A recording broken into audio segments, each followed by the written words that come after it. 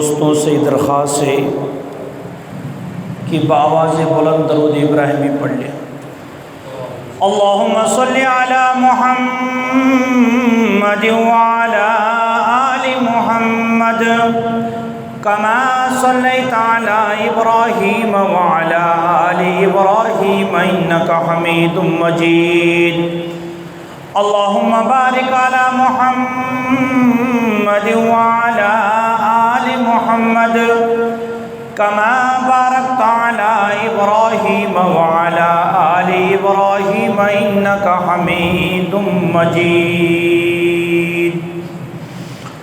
یا الہی تو ہمیں عاملی قرآن بنا دے، یا الہی تو ہمیں عاملی قرآن بنا دے، مسلمان کو نئی سر سے مسلمان بنا دے۔ کیوں نہ ہو اسلام ممتاز دنیا بھر کے دینوں میں، وہاں مذہب کتابوں میں، یہاں قرآن ہے سینوں میں۔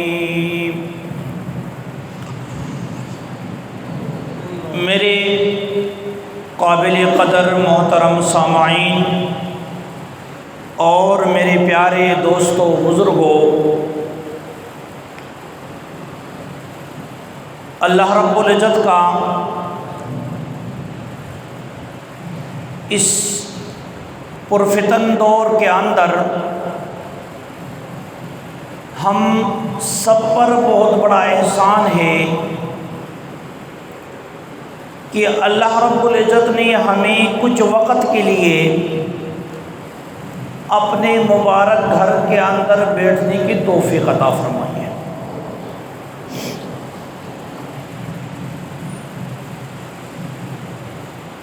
یہ مساجد یہ کوئی عام جگہ نہیں ہے، یہ بیوت اللہ ہے، اللہ کے گھر ہے، اور اللہ رب العزت اپنے گھر کے اندر آنے والے مہمانوں کے میزبان ہوتا ہے۔ تو میں اور آپ کتنے خوش قسمت لوگ ہیں کہ جن کی میزبانی کائنات کا رب کر رہا ہے۔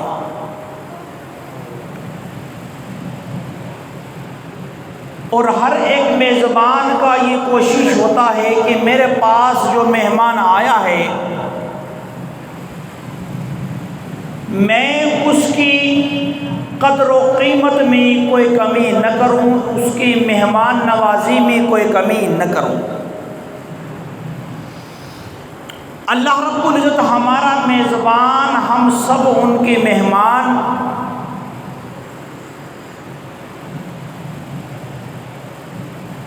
اب رب العالمین کی میزبانی یہ ہے کہ جب ہم اخلاص نیت کے ساتھ اس کے گھر کے اندر آتے ہیں، اس امید کے ساتھ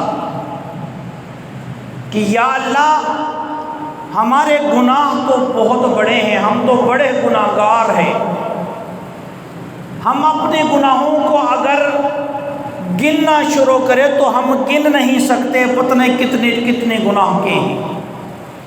لیکن اس آرزو کے ساتھ، اس امید کے ساتھ تمہارے در پہ آئے ہیں کہ تجھ سے بڑا غنی ذات کوئی نہیں ہے، تیرا در اتنا غنی ہے کہ یہاں آنے والے لوگ محروم نہیں رہتے۔ اس امید کے ساتھ اگر کوئی مسلمان گناہگار آتا ہے، حدیث قدسی ہے کہ اللہ رب العزت فرماتے ہیں کہ میں اپنی جلال کی قسم کھاتا ہوں، یہ جو بندہ آج میرے در کے اوپر آ کے گر گڑا کے مجھ سے معافی مانگتا ہے، میں اس کی زندگی کی ہر پل سے واقف ہوں، میں اس کی نالائقی کی ہر ایک اس حربت سے واقف ہوں جو اس نے اپنی زندگی میری بغاوت کے اندر گزاری ہے۔ لیکن فرمایا کہ آج یہ تمام دروں سے نا امید ہو کہ میرے در پہ آیا ہے، فرمایا کہ میں اس کی گناہوں کو نہیں دیکھتا، اس کی نالائقیوں کو نہیں دیکھتا، میں اپنے کرم کو دیکھتا ہوں اور اس اپنی کرم کے وجہ سے اس کی تمام گناہوں کو معاف کرتا ہوں۔ جمعۃ المبارک کا یہ اجتماع یہ کوئی عام اجتماع نہیں ہے۔ اگر آپ سنت کے مطابق آ کے مسجد میں بیٹھے، نماز پڑھی، پھر بقائے سنتیں پڑھ کے جب آپ باہر نکلتے ہو تو آپ کا قدم بعد میں باہر پڑتا ہے، پہلے آپ کے سارے گناہ معاف ہوتے ہیں۔ لیکن یہ ہماری کمزوری سمجھو، ہماری نالائقی سمجھو یا بدقسمتی سمجھو کہ اس جمعۃ المبارک کی بابرکت وقت کے اندر بھی ہمیں ٹائم نہیں ملتا۔ چند گنے ہوئے لوگ مسجد میں موجود ہیں، باقی گھروں کے اندر ہیں۔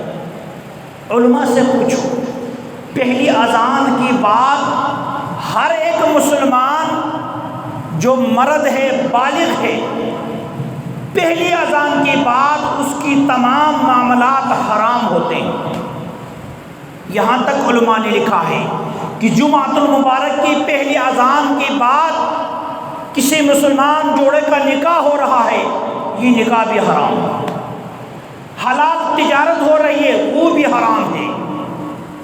اس لیے کہ پہلی اذان کے بعد سب سے پہلا حکم یہ ہے کہ اللہ کے گھر کی طرف آؤ، جمعۃ المبارک کی نماز کی تیاری کرو، نماز پڑھ کے جاؤ۔ فَاسْعَوْا إِلَىٰ ذِكْرِ اللَّهِ، یہ امر ہے، وجوب کے لیے آتا ہے۔ جب اللہ کی طرف تمہیں بلایا جائے تو اس امر کی طرف، اس حکم کی طرف آنا واجب ہے۔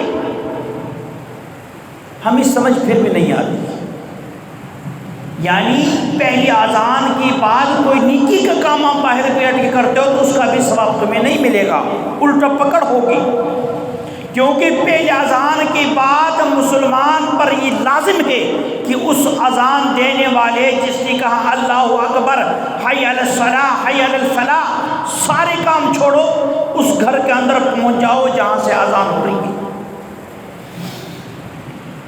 اس کے بعد بے شک آپ گھوم جاؤ پوری دنیا کے اندر حلال رزق کے لیے، اپنے بچوں کے پیٹ پالنے کے لیے، یہ بھی عبادت ہے۔ شرط ہے کہ حلال ہو، جھوٹ نہ ہو، مکر و فریب نہ ہو، دھوکہ نہ ہو، ظلم نہ ہو۔ عرض ہی کر رہا تھا کہ اللہ کا بڑا کرم ہے ہم سب پر کہ اللہ نے ہمارے گناہوں کو نہیں دیکھا۔ اللہ رب العزت نے یہ دیکھا کہ یہ میرا بندہ ہے، اگرچہ گناہگار ہے، اگرچہ باغی ہے، نالائق ہے، پر بندہ تو میرا ہے۔